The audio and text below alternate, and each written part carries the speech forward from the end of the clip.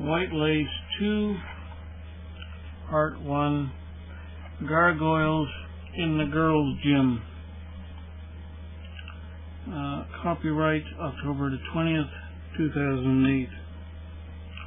My beloved grandmother had been missing a whole year, and as the family secrets she'd managed to suppress finally came bubbling to the surface during the rebellion of 1837, our family exploded into a bitter internal battle between those who sided with grandmother and those who sided with my mother's side of the family. My dad was stuck between two rocks which were both grinding him down. I hadn't cared much for the dispute, believing between the two matriarchs' battle, for the fortunes my grandfather had built up in shady deals, considering it a female problem. However, I was very much interested in the hidden burial spot of Granddad's fortune, and had, like the other menfolk, assumed my grandmother had found some of her estranged husband's treasure vault and disappeared in order to spend it without having to worry about relatives coming after her with greedy, murderous intent. So when I found an envelope stuffed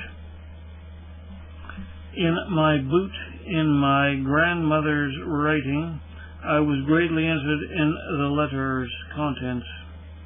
I was attending Upper Canada Agricultural College at the time, and the purported message from my missing grandmother congratulated me on getting an A+ in my economics exam.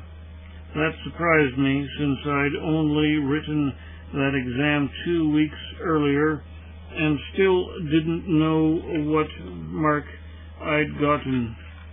The letter told me to be in a certain building at a girls' school of etiquette 2 weeks hence, in the earlier hours of the full moon. I stuffed the letter away and would normally have ignored its instructions as probably a hoax or prank.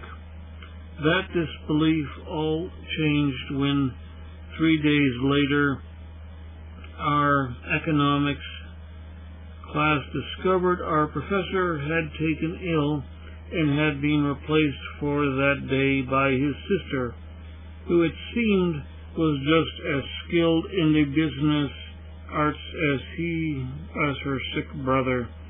She walked up and down the rows handing out the exams she had graded. I was astonished enough